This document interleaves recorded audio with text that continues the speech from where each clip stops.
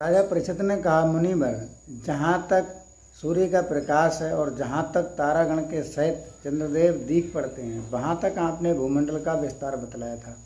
उसमें भी आपने बतलाया कि महाराज परिव्रत के रथ के पहियों की 7 लीकों से 7 समुद्र बन गए थे, जिनके कारण ये भूमंडल में 7 द्वीपों का विभाग हुआ।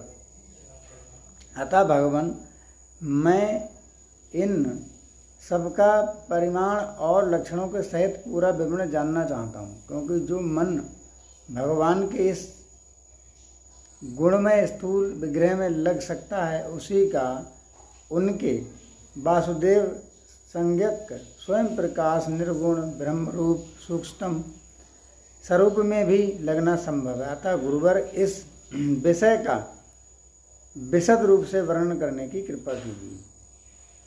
तब सुखदेव मुनि बोले, महाराज, भगवान की माया के गुणों का इतना विस्तार है कि यदि कोई पुरुष देवताओं के समान आयु पाले तो भी मन या वाणी से इसका अंत नहीं पा सकता। इसलिए हम नाम रूप परिमाण और लक्षणों के द्वारा मुख्य मुख्य बातों को लेकर ही इस भूमंडल की विशेषताओं का वर्णन करेंगे। जब ये जम्बूद्वीप जिसमें हम रहते हैं, भूमंडल रूप कमल के कोश स्थानीय जो 7 द्वीप हैं, उनमें सबसे भीतर का है कोश। इसका विस्तार 1 लाख योजन है और ये कमल पत्र के समान गोलाकार है। इसमें 9-9 हजार योजन विस्तार वाले 9 वर्ष हैं, जो इनकी सीमाओं का विभाग करने वाला 8 पर्वत से बटे हुए हैं। इनके बीचों बीच इलाव्रत नाम का 10वां वर्ष है, जिसके मध्य में कुल पर्वतों का राजा मेरु पर्वत है। वो मानो भूमंडल रूप कमल की कण का ही है। वो ऊपर से नीचे तक सारा का सारा सुवर्णमय है और 1 लाख योजन ऊंचा है।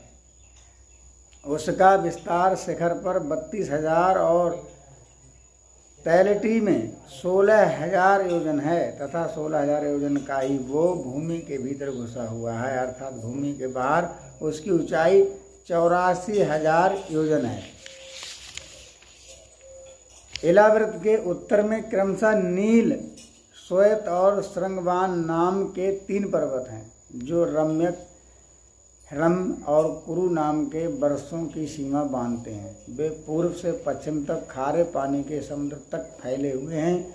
उनमें से प्रत्येक की चौड़ाई 2000 योजन है तथा लंबाई में पहले की अपेक्षा पिछला क्रमशः 10 मास से कुछ अधिक कम है। चौड़ाई और ऊंचाई तो सभी की समान है। इसी प्रकार इलाव्रत के दक्षिण की ओर एक के बाद एक निषद, हेमकूट और हिमालय नाम के 3 पर्वत हैं। नीलादि पर्वत के समान ये भी पूर्व पश्चिम की ओर फैले हुए हैं और 10-10 हजार योजन ऊंचे हैं। इनमें क्रमशः हरिवर्ष, किमपुरुष और भारतवर्ष की सीमाओं का विभाग होता है। इलाव्रत के पूर्व और पश्चिम की ओर उत्तर में नील पर्वत और दक्षिण में निषद पर्वत तक फैले हुए गंधमादन और माल्यवान नाम के 2 पर्वत हैं। इनकी चौड़ाई 2-2 हजार योजन है और ये भद्रासव एवं केतुमाल नामक 2 वर्षों की सीमा निश्चित करते हैं। इनके सिवा मंदर, मेरु मंदर, सुपार्श्व और कुमुद ये 4-10 हजार योजन ऊंचे और इतने ही चौड़े पर्वत मेरु पर्वत की आधारभूता योनियों के समान बने हुए हैं। इन चारों के ऊपर इनकी ध्वजाओं के समान क्रमशः आम, जामुन, कंदब और बड़े 4 पेड़ हैं।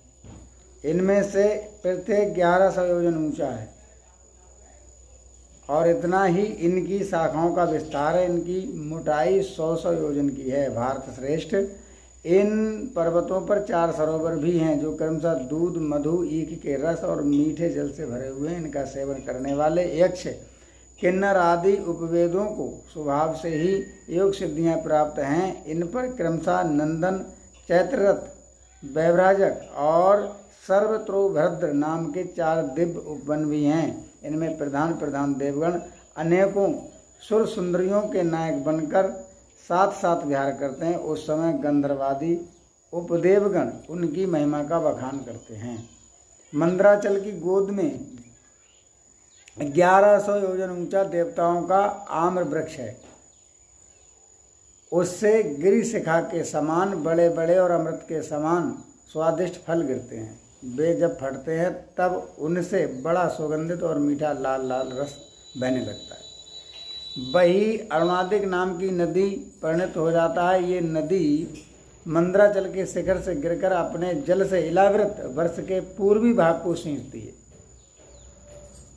श्री पार्वती जी की अनुचरी यक्ष पत्नियां इस जल का सेवन करती हैं।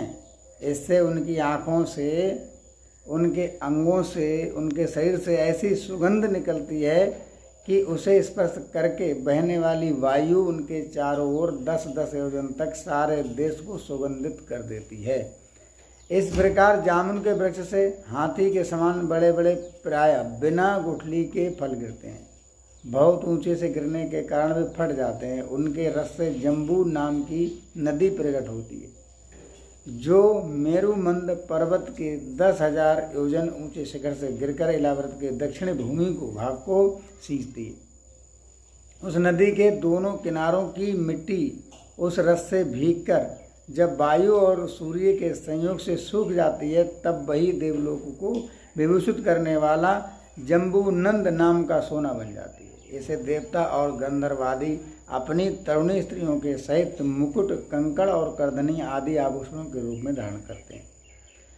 सुपार्श्व पर्वत जो विशाल कद कवंद वृक्ष है, उसके 5 कोटरों से मधु की 5 धाराएं निकलती हैं। उनकी मोटाई 5 पुर से जितनी है। ये सुपार्श्व के शिखर से गिरकर इलावृत वर्ष के पश्चिमी भाग को अपनी सुगंध से सुवासित करती है। जो लोग इसका मधुपान करते हैं, उनके मुख से निकली हुई वायु अपने चारों ओर 100-100 योजन तक इसकी महक फैला देती है।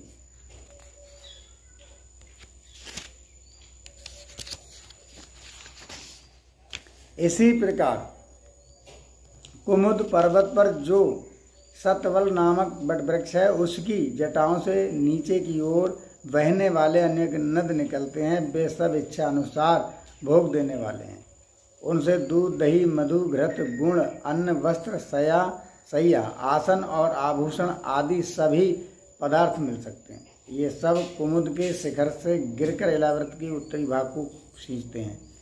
इनके दिए हुए पदार्थों का उपभोग करने से वहाँ की प्रजा की त्वचा में झुर्रियाँ पड़ जाना, बाल पक जाना, थकान होना, शरीर में पसीना आना तथा दुर्गंध निकलना, बुढ़ापा, रोग, मृत्यु, सर्दी, गर्मी की पीड़ा, शरीर का कांतिहीन हो जाना तथा अंगों का टूटना आदि कष्ट कभी नहीं सताते और उन्हें जीवन पर्यंत पूरा सुख प्राप्त होता है। राजन, कमल की कर्णिका के चारों ओर जैसे केसर होता है, उसी प्रकार मेरु के मूल देश में उसके चारों ओर कुरंग, कुर्रर, कुसुम्भ, बैकंक, त्रिकूट, शिशिर, पतंग, रुचर, निषिद्ध, श्रीनिवास, कपिल, शंख, वैदुर्य, जारूदी, हंस, ऋषभ, नाग, कालंजर और नारद आदि 20 पर्वत हैं।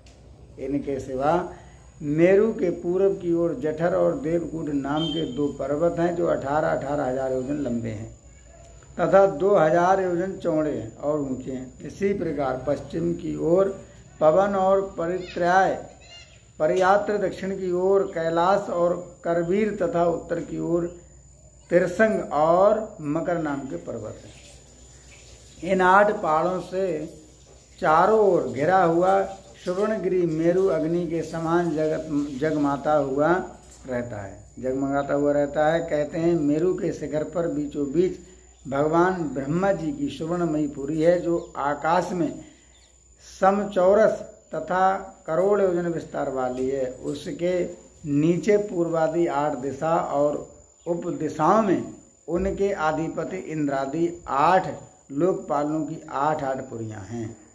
8 पुरियां हैं। वे अपने अपने स्वामी के अनुरूप उन्हीं दिशाओं में हैं तथा परिमाण में ब्रह्मा जी की पुरी से चौथाई हैं। बोलो श्रीमद् भागवत महापुराण की जय। श्री हनुमान जी महाराज।